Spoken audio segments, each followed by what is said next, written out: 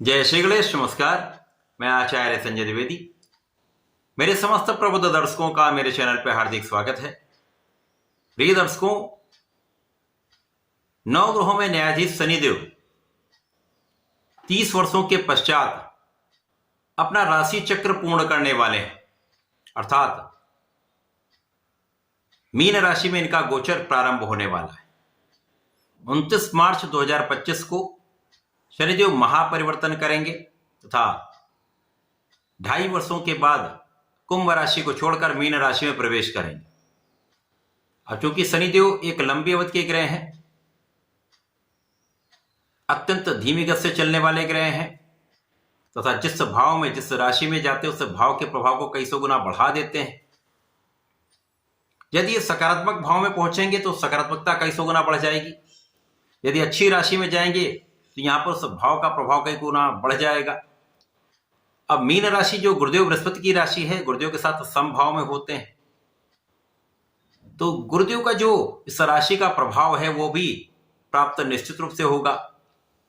तो समस्त राशि के जातकों को एक सकारात्मक प्रभाव ये मिलने वाला कि आप अपने ज्ञान का संपूर्ण उपयोग करने वाले हैं। या ज्ञान से अर्थ शिक्षा से नहीं, जो शिक्षा लिए हुए हैं, जिनके पास एक अच्छी शिक्षा है उसका तो उपयोग वो करते ही हैं। जो नैसर्गिक रूप से जिनके अंदर ज्ञान है उसका भी यहां पर संपूर्ण उपयोग आप करने वाले। तो शिक्षा और ज्ञान का एक महासंगम यहां पर प्राप्त होने वाला है, क्योंकि शनिदेव इस भाव की प्रबलता को बढ़ाने वाले। शनिदेव कर्म के अनुसार फल प्रदान करते हैं और गुरु और शनि का किसी प्रकार से योग बनता है तो रिसर्च वर्क बहुत अच्छा हो जाता है। तो यहां पर समस्त राशि के जातकों की यह सकारात्मकता तो प्राप्त होनी ही है। आज मैं वृषभ राशि के लिए शनिदेव के इस महापरिवर्तन का किस प्रकार का प्रभाव प्राप्त होगा, शनिदेव जब शुक्राचार्य की राशि में प्रभाव देंगे तो किन किन भावों को प्रबल कर देंगे, कितना लाभ दे देंगे, यदि कहीं पर कोई अवरोध या समस्या है तो उसका क्या निराकरण है, यह भी मैं बताने वाला हूं। वृषभ राशि के लिए भाग्येश कर्मेश का गोचर लाभ भाव में होगा। यह निश्चित रूप से एक महायोग बन रहा है। ये तीनों भाव प्रबल होंगे तो शनिदेव जिस भाव में होंगे इस भाव की वृद्धि करेंगे तो लाभ भाव आपका कई सौ गुना प्रबल हो जाएगा।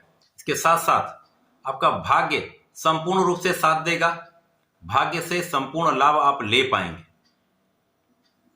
आप धार्मिक भी होंगे, आप आध्यात्मिक भी होंगे, तो यहां पर आपका विशेष गुण कई गुना प्रबल होने वाला है तथा आपका रिसर्च वर्क बहुत अच्छा होने वाला है। विशेष ज्ञान के भाव में कई गुना वृद्धि हो जाएगी जिसका लाभ आपको प्राप्त होने वाला है। इसके साथ ही साथ शनिदेव का विशेष प्रभाव आपके ज्ञान के भाव को विशिष्टता देने वाला है, ज्ञान के भाव को विस्तार देने वाला है। जो जातक पढ़ाई कर रहे हैं, विद्यार्थी हैं, प्रतियोगिता परीक्षा की तैयारी कर रहे हैं, इस समय उनका संपूर्ण प्रयास सफल होने वाला है, एक अच्छा परिणाम प्राप्त होने वाला है। इसी प्रकार से जो लोग नौकरी के प्रयास में हैं, क्योंकि शनिदेव कर्म प्रधान देव हैं, विशेष रूप से नौकरी के क्षेत्र में उन्नति कराते हैं, उनके सरकारी नौकरी के प्रयास में सफलता का पूर्ण योग बन रहा है। यदि आप अपना संपूर्ण प्रयास करते हैं, पूर्ण रूप से परिश्रम कर लेते हैं तो भाग्य का साथ मिल रहा है। शनिदेव कर्मेश हैं, आपको लाभ अवश्य देंगे, सफलता की प्राप्ति हो सकती है। इस समय एक श्रेष्ठ संतान प्राप्ति का भी योग बन रहा है, संतान सुख भी प्राप्त होगा। तो शनिदेव का विशेष प्रभाव आपके लिए सकारात्मकता देने वाला है।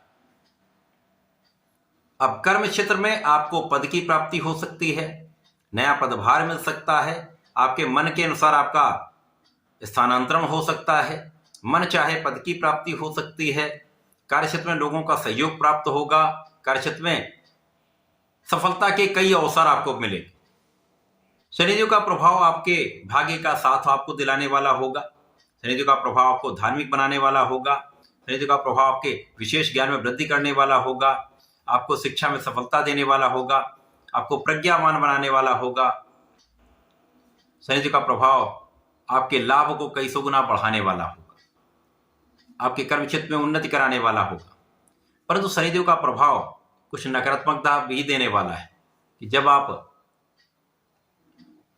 एकांतवासी हो सकते हैं, चाहे वो मानसिक रूप से आप अलग हों, चाहे शारीरिक रूप से आप अलग हों, परिवार से कुछ समय के लिए दूरी हो सकती है अथवा मतभेद बढ़ सकते हैं, सामाजिक कार्यों में आपका मन नहीं लगेगा, समाज में घुलने मिलने से आप बचेंगे, एकांत में रहना आप पसंद करेंगे, एकांत में ही आपको अच्छा लगेगा।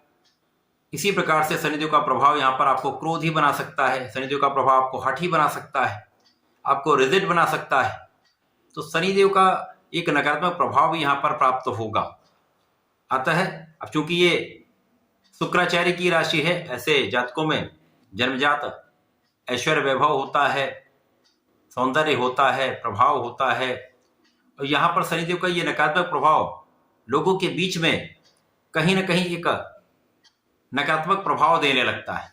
अतः आपको इस समय में इन प्रभावों से बचने के लिए सामाजिक होना चाहिए, अपने स्किल्स को बढ़ाना चाहिए तथा अपने इष्ट का ध्यान करना चाहिए, पूजा पाठ में कुछ समय देना चाहिए तथा अपने कार्य क्षेत्र में, अपने पढ़ाई के क्षेत्र में पूर्ण निष्ठा के साथ लगे रहना चाहिए।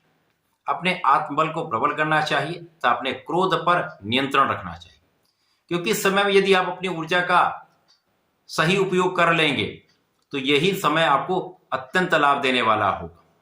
परंतु यदि कहीं नकारात्मक भाव में आप पड़ गए तो समस्या बढ़ती है।